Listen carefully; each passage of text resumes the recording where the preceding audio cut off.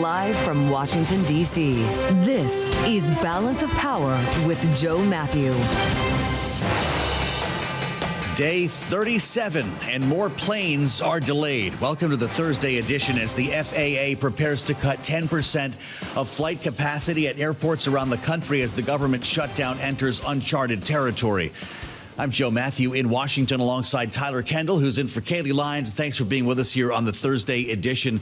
Tyler, this is interesting. The pressure's increasing here at the airport, and there is more talk of a new deal emerging, although it sounds a little bit warmed over, like the old deal that we were discussing months ago. Right, exactly. All of our eyes right now are on this high-stakes lunch among Democratic leadership and their rank-and-file members. That's going to tell us a lot about what they may be willing to accept, as there's murmurs that there could be a potential promised vote on extending those Affordable Care Act premium subsidies, something that a few weeks ago many Democrats said wasn't going to be enough to reopen the government. They wanted a deal with a timeline for Obamacare subsidies. And we're going to ask Congresswoman Haley Stevens about that, the Democrat from Michigan who's running for Senate.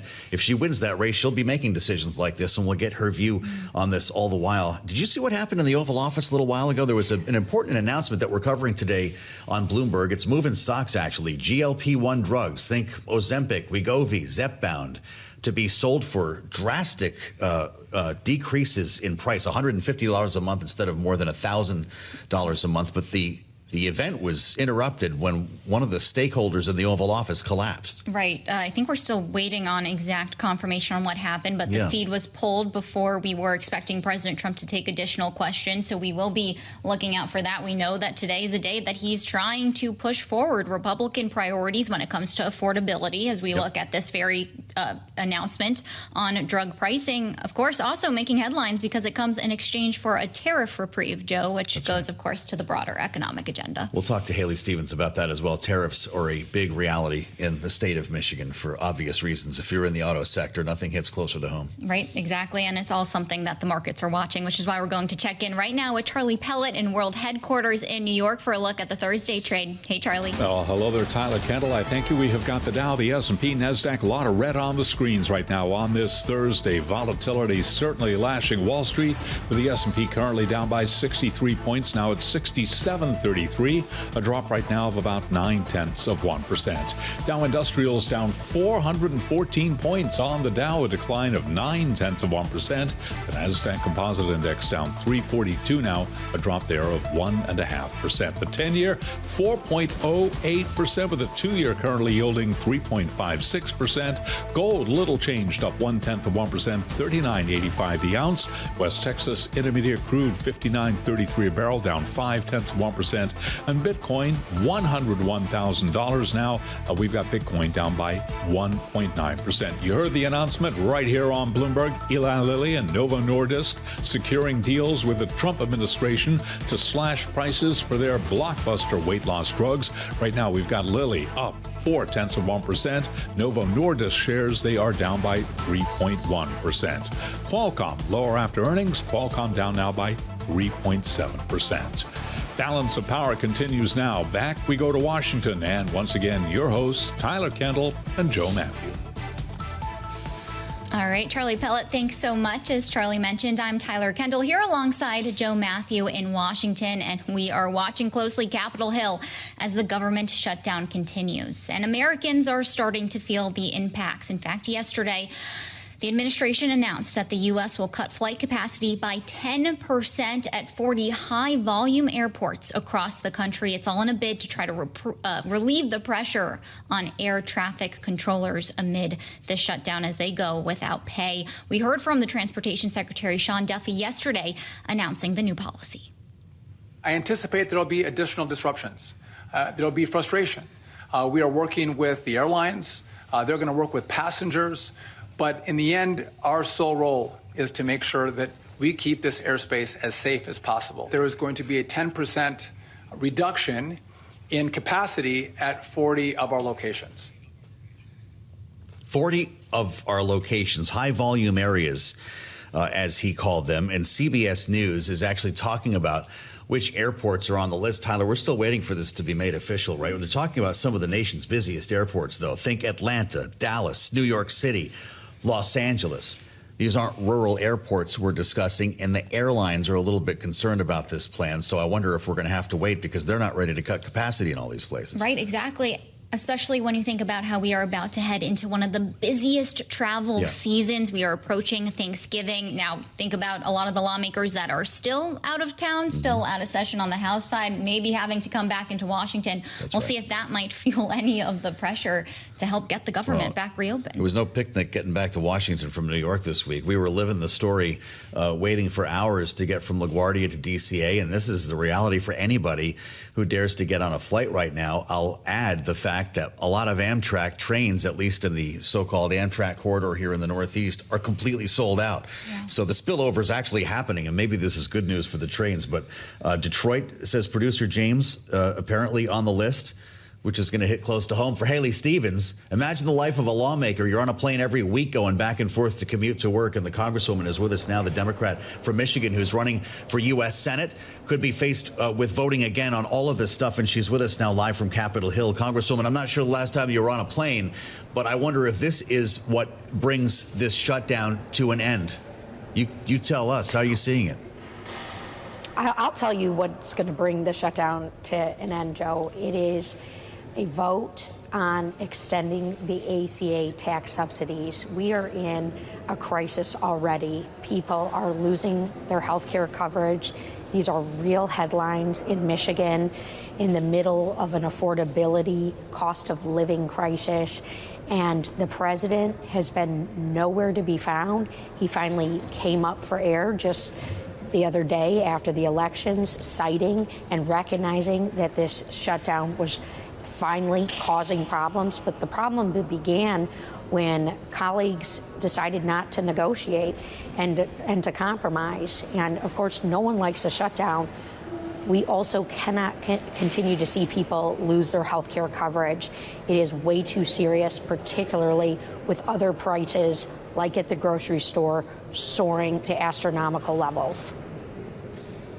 Congresswoman, just for clarity here, would you advise your Democratic colleagues in the Senate to get on board with a plan for a vote on an extension of those ACA subsidies, as you were saying, but for that to happen after the government reopens, or does this all have to come together before that ultimate vote to reopen the government takes place?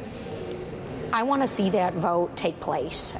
We have waited long enough. Open enrollment has begun.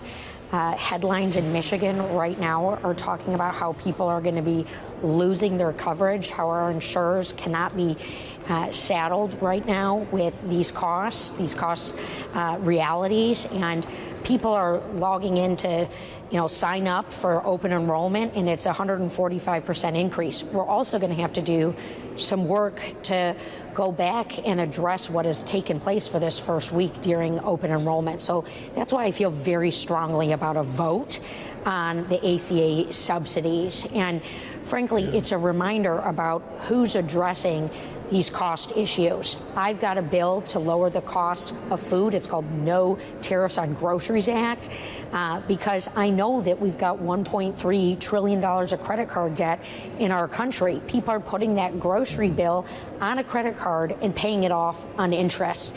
We got to do everything we can to address this cost of living, of affordability nightmare for the American people and for my Michiganders. Yeah. Congresswoman, just to understand then, does the deal to bring a vote to the floor unlock the CR, or do you need a deal with details on an extension, the timeline, and what collars might come with that? I guess the question is a vote good enough?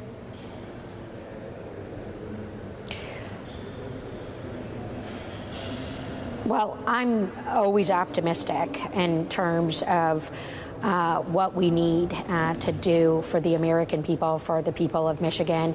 It'd be absolutely incredible to be very comprehensive.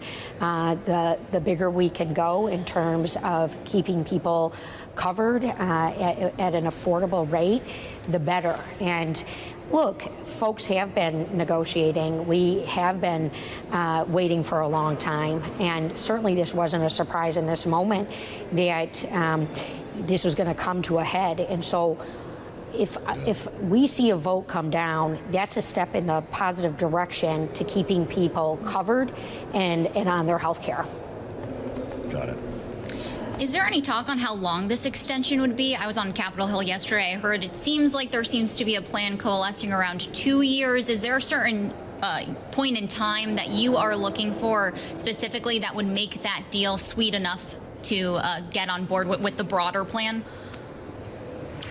Yeah, I think a 2-year deal has a lot of promise, particularly because we don't have to go back to the drawing board immediately. We can continue to keep people covered, to keep costs low, to address a real reality for hardworking people. I'll tell you, when I'm in Michigan, this is readily on everyone's mind. Am I going to continue to be able to afford my health care?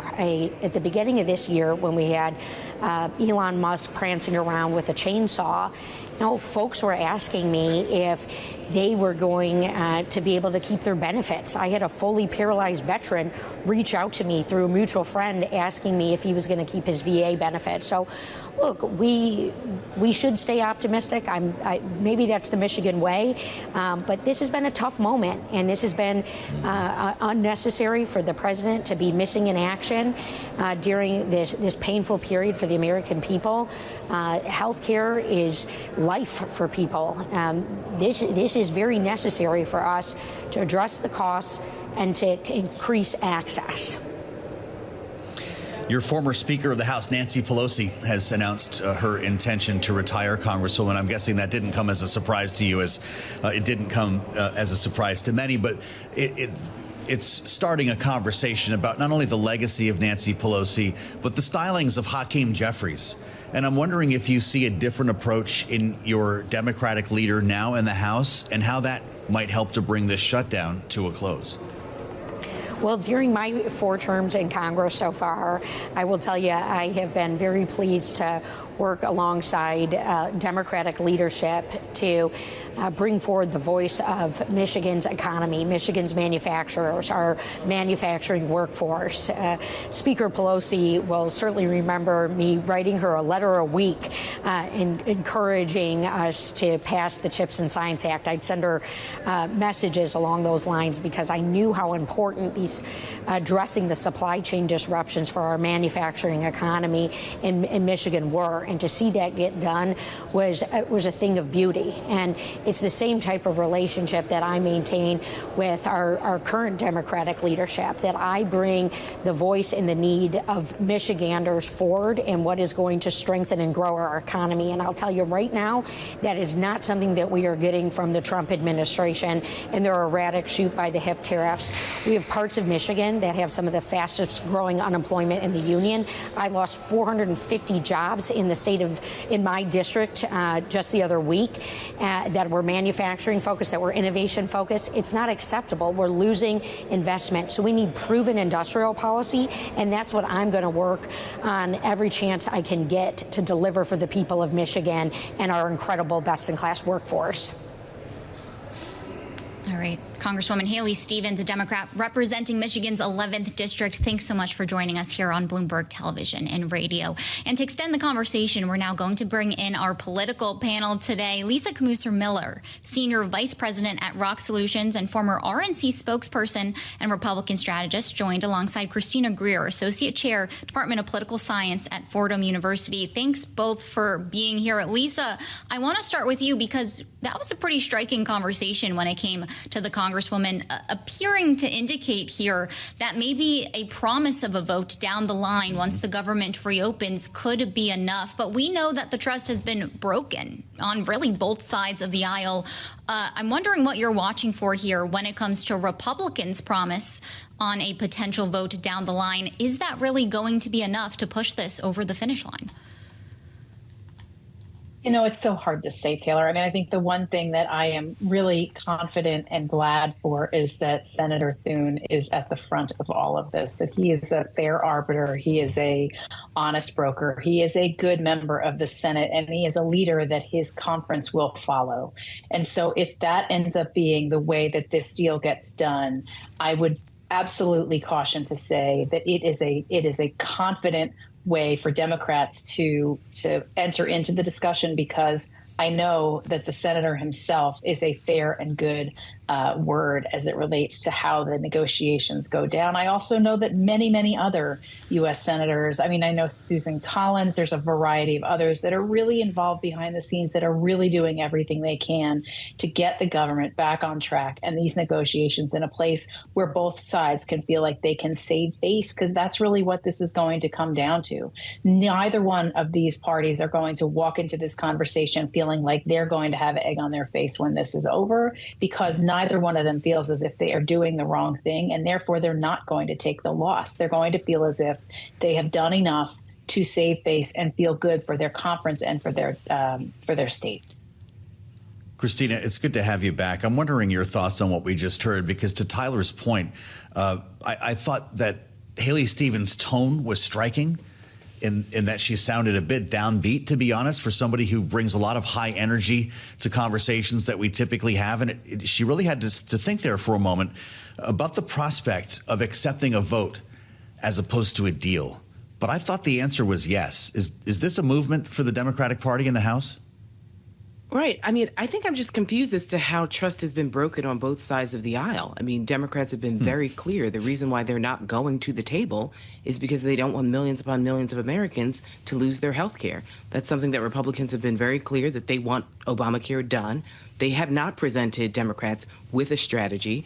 Some people in the Republican caucus have said they don't have a strategy, therefore Democrats are holding out. So this kind of both sidesism I'm still very much at a loss for. I think the real issue is, how do we make a deal where the president feels as though he can save face and that he can say that he's won, and so without harming more and more millions of Americans on both sides of the aisle in all 50 states, whether they're in Republican districts or not. I mean, the president's been very clear. He does not like certain states because they're led by Democrats. He will punish certain states and cities because they're led by Democrats. So the quandary is, how do you make a deal with good faith Republicans, of which there are still quite a few, but they understand that the president does not want them to negotiate and to make deals. So how do we balance that conundrum? And Lisa, also, I want to talk about some of the pressing deadlines that are coming up. Of course, it now appears that November 21st isn't going to be viable when it comes to the future of a stopgap measure. So what is viable? Can we pull on some of your expertise here? How much time do lawmakers actually need to hammer out a fuller spending deal when we really get back to the root of what this government shutdown is about in terms of funding the actual government? I have no idea how they're going to get it done. They are going to have to perform some magic behind the scenes. The deadline is looming. It's a minute away. You guys know this, right? November 21st is so close. There is no way. There will have to be some sort of negotiation on that timeline. They will have to figure all of that out, where there are smarter people on Capitol Hill that absolutely are staying up at night trying to figure out how that's going to happen. But I think more than anything, the point that you're trying to get me to make is that there is a lot to be done. They absolutely have got to get it right. And if they don't get it right now in this negotiation, we go right back to the same argument, because the government, again, could shut down on the 21st. So this has got to be addressed in this negotiation now. Yeah, we're going to need a bigger CR, I think. And Tyler will always make you get to that point, Lisa. Great insights from both Lisa and Christina Greer. It's great to have both of you with us on our panel. Senator Jerry Moran is coming in next, only on Bloomberg. We're keeping tabs on a couple of things here, including shares of the pharmaceutical makers, with an event that is set to resume shortly in the Oval Office, and we'll bring you there when it does. The president announcing what he refers to as drastically lower prices in a deal with Eli Lilly and Novo Nordisk over their GLP-1 drugs. Of course, we're talking Wegovy, Ozempic, Zepbound, Mounjaro, and these are market movers. It's dragging shares of Novo, and Lilly is hanging in there a bit higher this morning as we review the list of airports set to feel capacity cuts as early as tomorrow. Tyler, the FAA, of course, is going to be cutting 10% capacity, they say, at 40 airports across the country, but it could be a rolling impact. It might not all be tomorrow, but in the days ahead, we're going to start to see this. Of course, it's because of the government shutdown and air traffic controllers who simply can't work without pay any longer. We're not fooling around here. Atlanta, Dallas, New York City, Los Angeles, all 3 airports in the Washington, D.C. area, Chicago, San Francisco, and I could keep going. Right, exactly. Importantly, this isn't going to impact those international routes, but it is going to impact domestic routes. I saw one analyst that pointed to the fact that this could cause the cancellation of nearly 1,800 flights nationwide. And there's also questions here about what this is going to look like even when the government does reopen, Joe, because, of course, we know that this country has been dealing with a shortage in air traffic controllers at this point for years. And that's really harped on our air traffic system. That is a great point. It was before the shutdown happened that we were already feeling a crunch at the airport. How many flights have you had delayed just over the last year or two here, with a shortage of air traffic controllers, just forcing many who work to put in 60-hour work weeks, and now we're, of course, asking them to work without pay. It's a great opportunity to spend some time with Senator Jerry Moran. He's very close to this as not only a senator from Kansas, but on the Commerce Subcommittee on Aviation, Space, and Innovation, where he is, in fact, chairman, and the senator is with us now live from Capitol Hill. Senator Moran, thanks for being with us here. I wonder if this is a measure to ensure safety or an attempt to end the shutdown by bringing more pressure to the air traffic control system. Well, I certainly support the decision. Safety has to come first. We know from the experience we had in January the 29th, of a flight from Wichita, Kansas to DCA here in the nation's capital, and the consequences of anything going wrong involving air traffic control and other safety features. We need to make certain that we don't take the risk, unnecessary risk. This shutdown is going to have lots of consequences, and this is one that's really highlighting that there are functions of government that are important. And it's also a message, as you say, that the shutdown is causing damage. And I hope that when this program is over, I can walk away and we'll learn that as the Democrats are meeting over their lunch today and discussing what next steps to take, that between the Republicans and Democrats, this shutdown can come to an end as quickly as possible. But in the meantime, a lot of damage is being done to the ease of travel and lots of other factors for the American people. A difficult thing, but I'm certainly on the side of take as few risks, take no risk at all. I do want to take a beat and just... You pointed out, Tyler, you pointed out about the importance of what happens next. And we've been trying to increase the number of air traffic control training opportunities. We've been trying to add to the workforce supply of air traffic control. And this shutdown is even for the air traffic controllers that are at work, it's a terrible circumstance. It's already a hugely stressful job. And then if you're a person who's thinking about, well, maybe I want to have a career as an air traffic controller, look at what the circumstances is for that job today, and you might decide this is not how you want to spend your life. The uncertainty of a paycheck and the difficulty and stress. We're trying to train more air traffic controllers. There's just not enough capacity. Right. I'm glad you brought that up, Senator, because we do like to talk about longer-term impacts, particularly related to the workforce. But since you did bring up the shutdown, this all has to do with the shutdown. You're sounding perhaps cautiously optimistic. I'm wondering what the prospects are that we could see the government reopen this week. Are we looking at a deal next week? What's the timeline that you're putting on this? Well, I'm always an optimist. I was so optimistic, in fact, I assumed that this shutdown would be a day or two over a weekend. And I was 30-plus days wrong with that optimism. And it doesn't seem to me at the moment. I've been talking to my colleagues in the hallways and conversations by phone and like what's the latest, what's going on. I've been part of the conversations with Democrat senators to try to bring us together. There's a belief that there's enough Democratic senators who want to bring the shutdown to an end that a deal could be struck.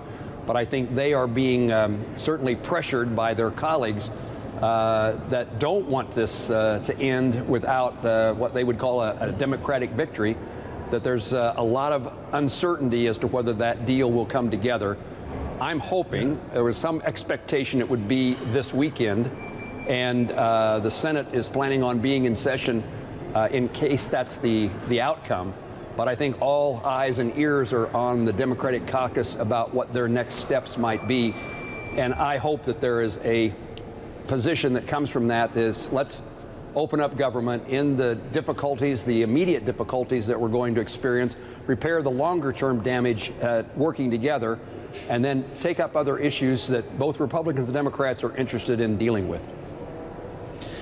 Senator, I just want to warn everyone here that the president is getting back to it in the Oval Office, and we'll rejoin that event over GLP-1 drug prices shortly here. We spoke earlier this hour, Senator, with a Democratic member of the House, Haley Stevens, who, of course, is running to be a member of your chamber.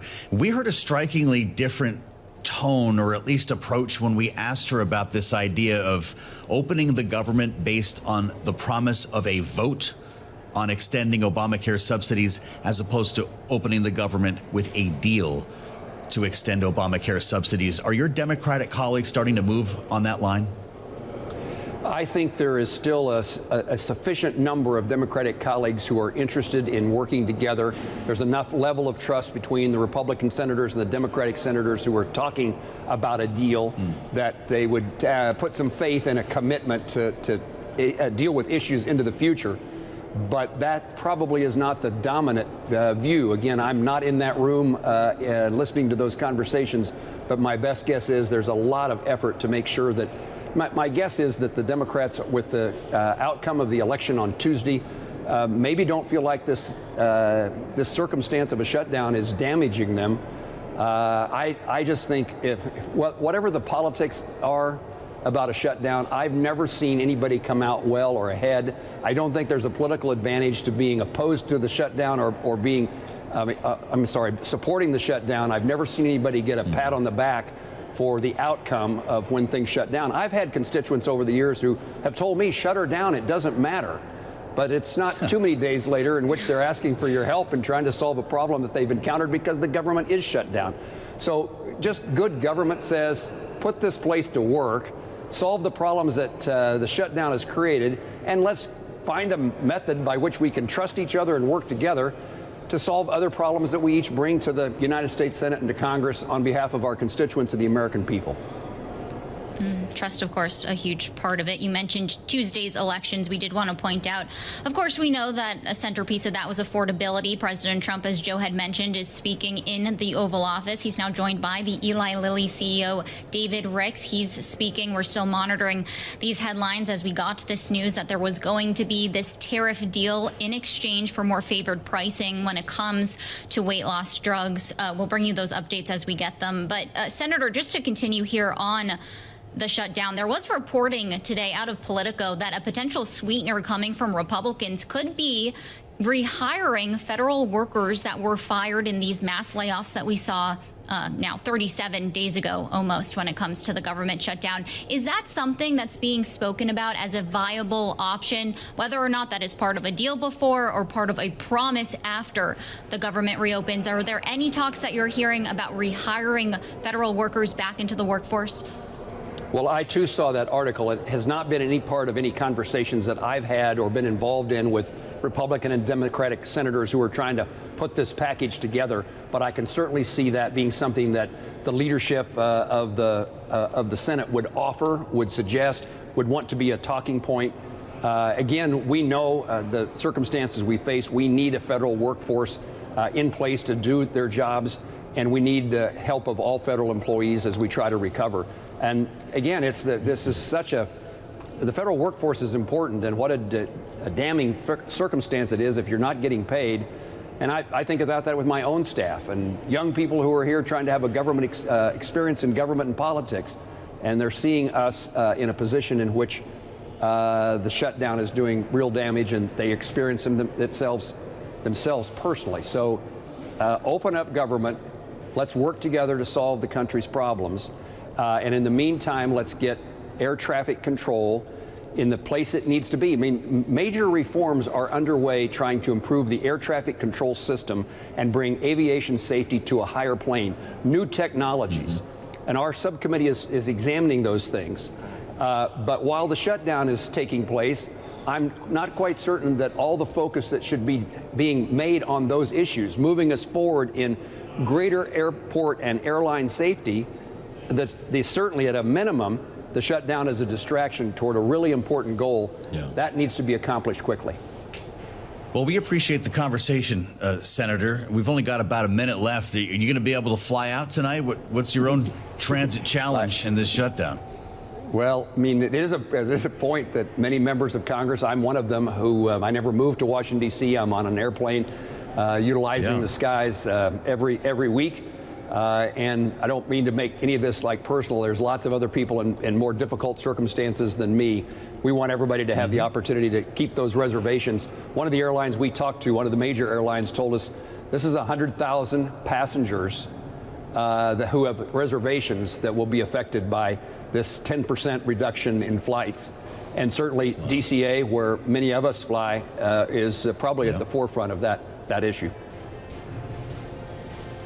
All right, Senator, it's great to see you and welcome back Jerry Moran. We'll see if he makes his way back to Kansas. Let us know. You might see John Candy and Steve Martin on the way. The Republican from Kansas with us live on Bloomberg TV and radio. It's day 37 of this shutdown. Yet a new record. This is Bloomberg.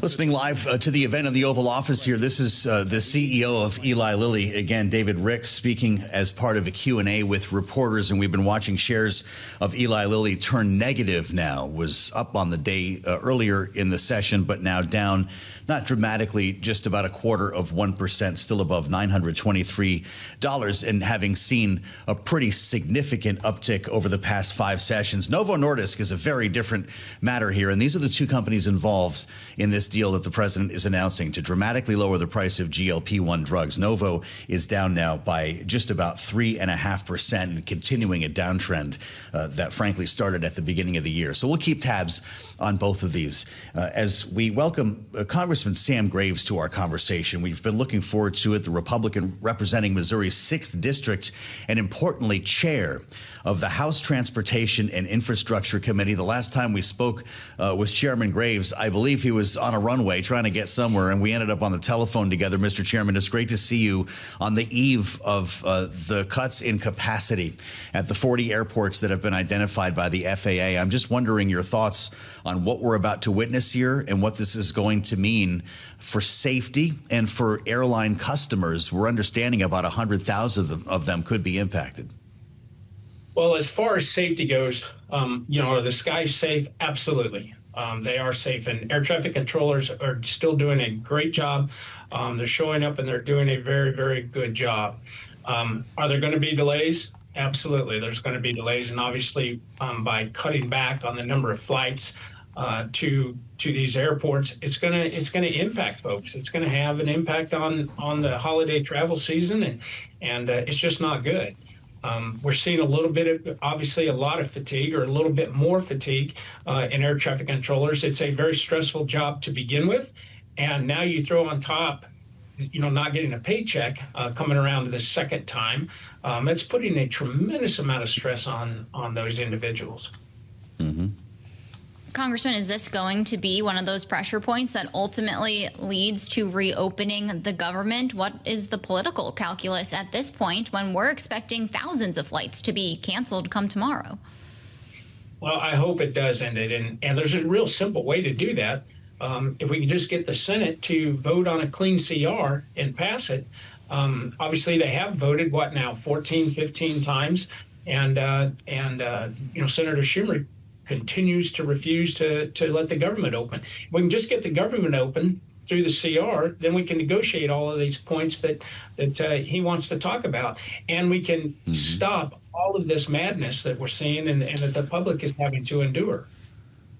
Well, Chairman Graves, I know that you are also a pilot yourself. And for folks who are with us right now on Bloomberg TV or on YouTube, I'm looking at the photographs that are hanging behind you in the office. It's kind of cut off by the shot, though. It looks like maybe a Piper Cub and a Stearman. I can't quite tell. You can correct me on that. But I'm just wondering if you'd get in an airplane and take off now as a private pilot, or what that would mean in the throes of closing airspace. It's not going to have too much impact on GA on general aviation aircraft. Most of the airports that GA and corporate aircraft fly into are not going to be impacted unless they're in an area like, within the Dallas-Fort Worth area or something like that. So it's not going to have a tremendous amount of impact on general aviation. Congressman, is the FAA going to have to incentivize air traffic controllers to come back to work even after the government reopens? We are seeing reports that many have taken other jobs, second jobs, and we know that this has been an issue that's been plaguing the industry, as you alluded to in your first answer, at this point for years in this country. Is there something else that the government can do to ensure that these workers do come back into work even after the shutdown's resolved?